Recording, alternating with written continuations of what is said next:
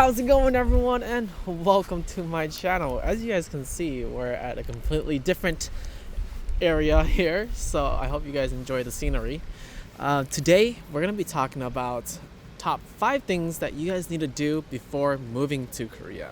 Okay, so as with any of my lists so far, they are not ranked in any particular order, but we're going to start with number 1, and that's learning how to read Korean or Hangul.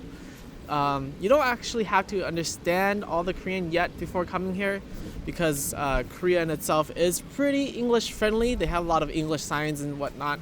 But learning Hangul is very important because there's a lot of Konglish. So if you guys don't know what Konglish is, it's English and Korean, and you put it together and it's Konglish. All it really means is that it's the English word, but they write it in the Korean alphabet. So if you know how to read Korean, there's going to be a lot of things that you can read and you can identify if you just sound it out. So learning how to read Korean is a must, and it's really easy, guys. It takes like 30 minutes just to learn all of the reading. To be honest, you can learn it faster if you're really good with language, but just learning the consonants and the vowels are really easy. Okay, so number 2, have an unlocked phone before coming here, or at least get your phone unlocked before coming here, unless you want to buy a phone here, which I don't recommend because they have like this government/security feature so that every time you take a picture there's a clicking sound, and that's kind of annoying. The only way to not have that clicking sound on the Korean phones is if you're using an outside app, so that can get a little annoying. Okay, moving on to number 3. This one I think is very important for you guys if you really want to save money and make things kind of convenient and a lot easier for you when you're first traveling here, and especially for your first month here. Because if you're coming here as like a teacher or some sort of job, you're most likely not going to get paid, so you're bringing money from home. And this advice is to open up a bank that is like global. Particularly open up a bank that gives you no foreign exchange fees. A lot of people recommend Citibank because they do have branches here, but the problem with Citibank is that there aren't many branches unless you're in Seoul. I think in Daegu there's only like a few that I know off the top of my head, like 3. Outside of that, they're really hard to find. So my recommendation if you're a US citizen is to open up a Schwab account, because they provide no foreign transaction fees and no ATM fees. Basically what you should do instead is dump all the money that you're gonna bring to Korea into that account, and then you just withdraw the amount of money that you need in Korea or pay with your card. And it's really easy to pay with your card here too. Outside of traditional marts and other little things, I've barely ever had to use cash to pay for anything. Also, if you've never been abroad and you don't know what foreign transaction fee is, basically what they're doing is they're just charging you a fee to send money from your home to where you are now. So that can add up over time and it gets really expensive. So that's why it's really good reason to open up a Schwab account. Okay, so my next tip for you guys to do before coming to Korea, number 4, is to download these apps. I'm gonna list off a couple apps.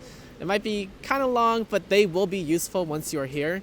The first set of apps I'm going to list off are going to be navigation / like traveling apps. There are 2 maps that I recommend, and it's Naver Maps and Kakao Maps. I personally use Naver Maps a lot more than I use Kakao Maps, but don't use Google Maps here. Google Maps doesn't work in Korea for whatever reason. It's just not that great. It's not updated. And the other 2 like travel apps that I recommend to download is Kakao Taxi. Sometimes you're going to have a hard time finding a taxi, or you don't want to speak Korean because you don't know enough Korean. Just use Kakao Taxi, and basically everything's automated. The taxi will come pick you up where you are. You just go in, you pay, you go to wherever you need to go, pay the taxi driver, and dip. Don't have to tell them anything because you can just enter your where you want to go on the app. And the last navigation app is Korail, and that's going to be your KTX or the bullet train app. If one of your first agenda to do in Korea is to visit one of the major cities like Seoul or Busan, you're going to need to take the KTX, and having Korail is just going to make it really easy and efficient for you. Okay, so the next 2 apps I recommend are going to help you with your translation here, especially for those who don't know Korean or are still trying to learn Korean, and that's going to be Google Translate and Papago. I almost said that wrong. Google Translate is really nice because you can basically translate things on the spot, And Papago is going to be really nice too because it's more accurate and you can kind of type in the Korean. The next app I'm going to recommend is for communication with other people here, basically your SMS, and that's going to be KakaoTalk. That's essentially outside of like Instagram, that's how everyone talks to everybody. It's basically their Facebook Messenger here. So download KakaoTalk. And so the last app I'm going to recommend is Yogiyo. In English, that just means here, but that's going to be the food app that basically delivers all the food that you would want to eat straight to your door. So having that in handy, getting used to those features, and kind of understanding how to use it is going to make your life so much easier, especially when you don't want to go out and do anything. You just want to stay home and binge Netflix. Yogiyo is an amazing app. Okay, so the final thing to do before you move to Korea is to learn more about Korean culture and Korean etiquette. Korea has a lot more to offer than just K-pop and K-drama, guys.